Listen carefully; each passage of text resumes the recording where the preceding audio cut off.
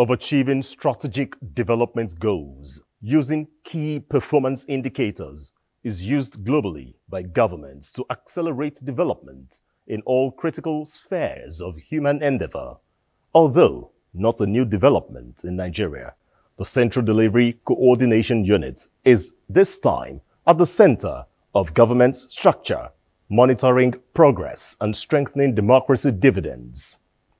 The Central Delivery Coordinating Unit, led by the Special Advisor to the President on Policy Coordination, Hadiza Bala Usman, has set out to ensure improved efficiency, accountability and timely decision-making based on real-time data. These are targeted for realization in line with the key presidential priorities, vision and course set by governments to ensure service delivery. In line with the commitment to deliver good governance, NTA network program, Reshaping Democracy, is seeking to ensure ministries, departments and agencies key into this essential initiative by delivering on promises made by Mr. President. The program equally sets course to monitor implementation of the set goals and promote the scorecards of the service-providing organizations. Most of them, of course, are now more accessible than before. Let's take you through a much clearer understanding of this laudable objective that is expected to be the fulcrum of the development process. In the past 2 decades, governments across the world have increased focus on effective public policy implementation, including the setting up and strengthening of delivery units. This explains why President Bola Tinubu outlined his administration's focus on 8 key priority areas, which he intends to reinvigorate Nigeria's economy. To make this work, the President signed a performance bond with ministers and permanent secretaries on presidential priorities and ministerial deliverables. The administration intends to reform the economy by enhancing revenue generation, deepening tax collection by restructuring and automating key revenue-generating ministries, departments and agencies. The need to provide finance and risk-bearing services to boost non-oil exports is essential on the presidential priorities, just as plan-based budgeting system, which increases allocation to capital projects, underlines this priority. To strengthen national security for peace and prosperity, the President wants an end to insurgency in the northeast, banditry in the northwest and other forms of insurgency in the country. The protection of Nigeria's oil installations, a comprehensive database and a more efficient custodial service is needed, as well as enhancing police operationalization through digital technologies and increasing their capacity by 30,000 personnel annually over the next 4 years. Boosting agriculture for food security comes at a time when World Food Programme statistics reveals 26.5 million people across the country are projected to face acute hunger in June to August 2024 lean season, representing an increase from the 18.6 million people who were food insecure at the end of 2023. That is why the President intends to grow green fields and reclaim brown fields while working closely with states and local governments to move mechanized agriculture forward. To think of unlocking energy and natural resources, 6 mineral processing centers to focus on value-added products have been identified. The status of the power sector calls for attention, as the President believes that expanding transmission band to 6,000 megawatts and increasing energy distribution system to 50,000 megawatts are critical to reducing over-reliance on oil and gas. How does the administration intend to enhance infrastructure and transportation? They intend to do this by increasing the capacity of ports, building 20,000 housing units annually, and a private sector-led local building materials manufacturing clusters in each of the geopolitical zones. The President equally identified immunization coverage, building the capacity of 100,000 workers annually, creating job opportunities for 2 million people, and intensifying the campaign against gender-based violence form the crux of focus on health, education, and social investment. Priority number 7 focuses on work with stakeholders to train 3 million technical talents, achieve 75% of fiber optic cable targets set by the National Broadband Plan at the end of 2027, and to diversify through industrialization, digitization, creative arts, manufacturing, and innovation.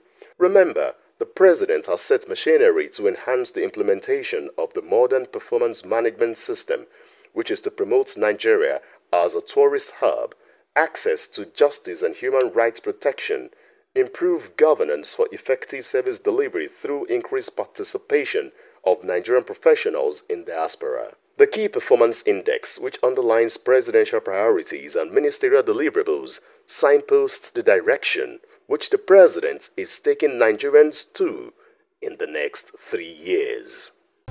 A lot of time and energy went to developing ministerial deliverables as the Central Delivery Coordinating Unit engages with ministries. Now, let's go over to my colleague, Aliyu Michelia, to tell us about new measures by the Central Delivery Coordinating Unit to carry Nigerians along in this new journey of good governance. Thank you, Adeji, for that concise detail. Now that the performance bond has been signed, 8 key priority areas of government outlined.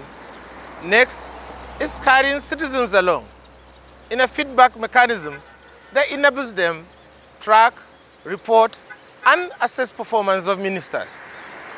The unveiling of the tracker application was performed by Special Advisor to the President on Policy Coordination and Head Central Delivery Coordinating Unit, Hadiza Bala Usman. Let's start with an overview of the CDCU and how we arrived at this stage. A lot of you may recall that the President made a promise at the Cabinet Retreat for Ministers, Presidential Aides, Permanent Secretaries, and top government functionaries, which was held in November 2023, that the federal government, through the CDCU, will ensure that citizens are an integral part of monitoring and performance management process of the government. I'm pleased to inform you that this promise has been delivered today as the upgraded Citizens Delivery Tracker, which will enable all citizens to view the deliverables and key performance indicators of all ministries and give their own assessment on the performance of each of those indicators goes live today. In arriving at the deliverables and key performance indicators, the CDCU, supported by development partners and consultants, held numerous bilateral meetings with all ministries, permanent secretaries, and their respective technical teams over a period of 6 weeks. The bilateral sessions looked at the mandate of the respective ministries in line with the presidential priorities and arrived at the final deliverables and KPIs. For the record, I would like to once again speak to the 8 presidential priority areas. The first priority area is reforming the economy to deliver sustained and inclusive growth. 2, strengthening national security for peace and prosperity. 3, boosting agriculture to achieve food security. 4, unlocking energy and natural resources for sustainable development. 5, enhancing infrastructure, transportation as enablers for growth. 6, focusing on education, health, and social investment as essential pillars of development. 7, accelerating diversification through industrialization, digitization, creative arts, manufacturing, and innovation. And 8, improving governance for effective service delivery. These are the 8 priority areas that Mr. President articulated and conveyed after the presidential retreat in November 2023. For each of these priority areas, we agreed on specific deliverables and key performance indicators, which form the basis for the performance bonds, which all the Prime Ministers and Permanent Secretaries signed with Mr. President. These parameters will guide the quarterly assessments and annual scorecard, which the CDCU is mandated to present to Mr. President. In addition to the KPIs and deliverables that were discussed, Mr. President directed and insisted that the pain points of citizens must be recognized in reviewing our KPIs. And in line with that directive, the CDCU again relooked at the deliverables alongside our partners to further break them down into granular issues that have direct impact on the lives of citizens. Following that granular review, we came up with very detailed, extensive indicators that speaks to issues across all sectors around what citizens look at as their daily concern around our governance value chain. It will be a great opportunity, knowing how the CDCU came about handling this enormous responsibility for government. At this point, I would like to also speak to what Ifeanyi said about the history and background of the CDCU. We're all aware that the CDCU was created through an executive order which was signed by the former president in 2022 to, among other things, coordinate and monitor the implementation of presidential priorities through the development of deliverables, KPIs, signing of performance bonds, and really coordinating aspects of governance that speaks to attaining presidential deliverables. These deliverables culminated, as I referenced, into signing of performance bonds, and this is the core of what the CDCU had been doing, as you mentioned, in the last 4 years. And what we seek to do is to improve and enhance, as governance is a continuum, recognizing that there are areas where improvement needs to be done. The CDCU is also expected to sensitize citizen-based organizations working with open partnership, government, and other civil society groups on the delivery of the presidential priorities. This is to be done by coordinating engagements on our priority programs and developing and providing up-to-date information using the Citizens app and other communications channels. Indeed, Mr. President is so committed to citizen-centric approach to governance that he has mandated all ministries to hold quarterly sectoral engagements with citizens. These citizen engagement sessions are part of the universal deliverables that are applicable to all ministries. So ministries are mandated to hold these quarterly sessions, and I'll call on all of us to monitor them to ensure that they hold those sectoral engagements with each across each ministries. Some of the ministries have commenced. Some of you may have been part of the town hall or citizen engagement held by education, and a number of ministries have started doing that. So it's important for us to recognize that ministries will be assessed around their ability to conform to the quarterly citizens engagement, and for it to be a continued dialogue within themselves and the sectoral civil society groups that operate within their area. The import of the preceding point regarding the need for citizen engagement is that the President is keen on leading an inclusive government through the involvement of all Nigerians in the government process, and the CDCU is central to actualizing this presidential aspiration. So any form of engagement and feedback as relates to where we are on achieving our commitment, we're keen to see it. We recognize gaps may exist, but we're keen to ensure that that engagement starts and is continued towards the improvement of the lives of Nigerians. In order for us to achieve the aim of an enhanced mandate, I will say, we embarked on a review and a consequent re-engineering of the existing CDU structure with the aim of building the capacity of our team to meet the President's expectations and to ensure that the ministries, departments, and agencies of government work in tandem with on the presidential priorities. In January this year, the technical retreat was held with desk officers of federal ministries on the implementation and the attainment of our ministerial deliverables. We held a retreat in Uyo. The technical retreat had over 140 officials comprising of directors of planning, research, and statistics of each of the 36 ministries, our delivery managers, the coordinators of the CDCU, myself as the head. The whole team sat around the table to see what we need to do to improve on our value and on the whole value chain of delivery. The desk officers of each ministry are the foot soldiers, and they're tasked with the responsibility of tracking and reporting the performance of the MDAs ahead of the quarterly assessment.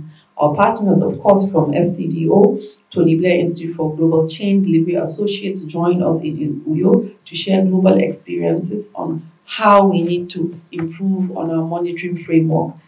This capacity building was very integral to the core of what we've done now and to the core of what we'll do as we submit the first quarter report on the performance of the ministries. How can we achieve the aim of achieving the mandate? And how can citizens assess the tracker application? In order to realize Mr. President's desire to give all citizens opportunity to join the CDCU in tracking and monitoring the policies of government, we have for the past couple of months worked to upgrade the Citizen Delivery Tracker. The Delivery Tracker is an application which affords citizens the opportunity to view priority programs and projects of the federal government on their devices. We upgraded this application through consultation with a wide spectrum of stakeholders, and it is now ready for use. The CDCU also developed a reporting framework and template to accurately assess and report the performance of ministries, departments, and agencies. We are adopting international best practices, utilizing globally recognized performance indicators and benchmarks to assess performance of NDAs in the implementation of government priorities on programs, projects, and policies. What's important is for us to note the recognized indicators are globally acknowledged indicators, so we're able to measure ourselves within the region, within the sub-region, and globally. We're able to measure apples with apples. Nigeria is able to speak to benchmarks that are recognized globally, and that is a core of what we seek to do, because once you put those indicators, it blocks a whole chain of reaction on ensuring that you meet up your targets. Some of these, as I was discussing this morning, is if I speak to agriculture, yield per hectare, recognizing the core of our fertilizer use per hectare across the country. So these are global benchmarks that we've introduced, and will continue to improve upon that to ensure that our assessments are global benchmark assessment indicators that we use. But also, it's our pleasure to recognize that in the course of our work, we have further broken down specific issues around, as I mentioned, things that are important to us. And the conversation is just starting. We call on citizens to use the tracker and beyond the tracker to assess us, to notify us of other granular areas of indicators and performance they feel are core to what affects their daily lives. On that note, I would like to inform all of us that our delivery tracker is available at app.cdcu.gov.ng. For now, it's available. Nasir will give a presentation and details of that. It will be available for download on Google and Play Store and Apple in the next few months, but it's available as a web link where you can open it and provide your feedback as we seek to conclude on its availability for download. This application will enable us, as I mentioned, know our deliverables. It also gives you an opportunity to assess our ministerial performance on each indicator. So as a citizen, you're able to go and look specific to, if your core is oil and gas, you're able to go into petroleum sector, go into production of crude oil and see where Nigeria is and where our target will be, and you provide us with feedback on what you see. We also have, as I mentioned, the example of petroleum. You're able to see areas of illegal bunkering, how effective have we been in reducing all of that. We're able to see each indicator and comment on that indicator. The citizen delivery tracker is dynamic. It will constantly be modified to enhance ease of use and maintain a strong feedback loop between citizens and their government. So we're counting on all Nigerians to help us shape this process.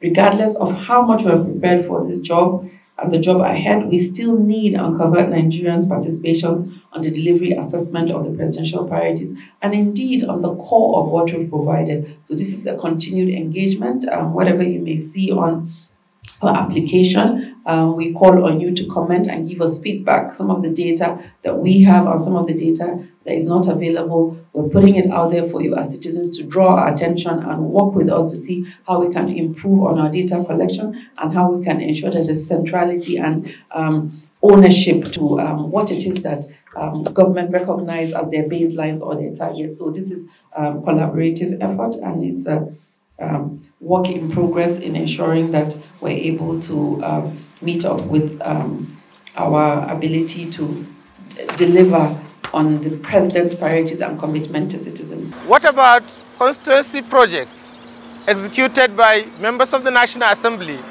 and other federal projects domiciled in states? The issue on the constituency projects sits with our Ministry of Special Duties. Special Duties has an oversight over ensuring that constituency projects as implemented by National Assembly are tracked and monitored. So we have it there for Ministry of Special Duties. So what's important is the interconnection and relationship to ensure that those are connected and recognized as the mode with which we are going to move the needle on education, the linkage with subnationals.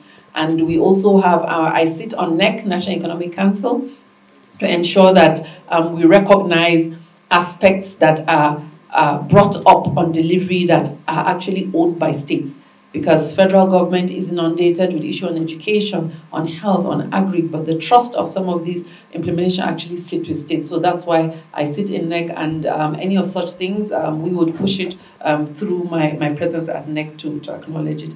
How is the CDCU achieving feedback, especially engaging with the media and civil society organizations? On our own feedback, I would encourage for the press to reference, this is a press inquiry, we want to know this and that, and our team would respond and get the delivery desk officers in the ministry to respond, the delivery desk officers as directors, and one of the things we will do is to call people out. So when you ask the question and we send and then respond, we say, Ministry of Health has declined to make any comment, and consistently in the last 3 months, anything sent to them, they have not responded. So that way, the ministries are called out to show the fact that they are not engaging and they're not providing that feedback. I think that's an important thing. So our team should note, Zeni, our communications team, you have more work for ensuring that media has access. Credibility of data is something that I've spoken about extensively, on the need for us as government to own and have credibility and of our data. We've had engagements in the Nigerian Bureau of Statistics where that ownership and repository needs to sit, and there's full credibility where people cannot dodge or decline or dispute a data. So we look to have data from MBS, and the aspect of civil citizen engagement is for citizens to say, oh, by the way, government, you and MBS, what you are saying is not correct. This is where we have our correct data. So allowing us to query our own data and know it's, whether it's credible or not is an important thing, and we are strengthening the capacity of MBS to ensure that is provided. That way, any data that comes outside of that approved government data will not be a data that will be recognized, which means government, we need to consciously invest on our data gathering, we need to consciously recognize and preserve the integrity of our data and hold on to it. We know development partners always have their own data, which we sometimes dispute. We know civil society have their own data, which we sometimes dispute. But what is important for government? To have that integrity of the data and to own it.